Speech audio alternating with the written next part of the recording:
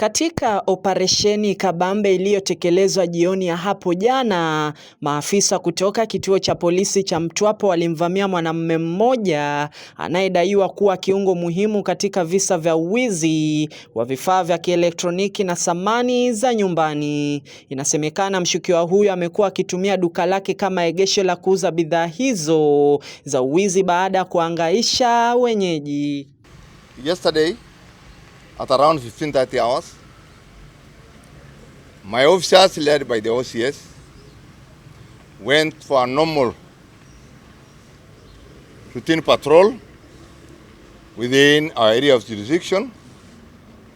And as they were moving around, they got a tip from a member of public that there is a businessman who is operating a water refilling station in Kandara area, who is said to be receiving stolen property, stolen goods in his shop. Immediately the officers rushed to his shop, where they found some of the items, as you see here.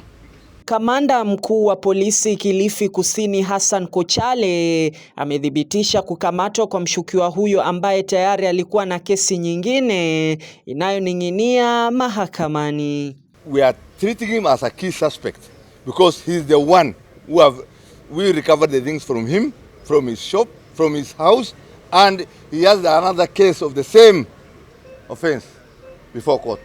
Aidha, wito umetolewa kwa wakazi wa Mtwapa kuendelea kushirikiana na maafisa wa usalama ili kufutilia mbali uhalifu na kuuzika katika kaburi la sahau. You know, police cannot work alone without members of the public.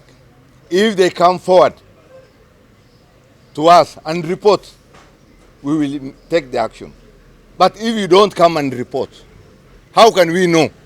Ours is just to move around and look and ensure people are living in peace. But if you have a suspect and you know, just come and tell us. And then you will complain that we did not act upon your complaint.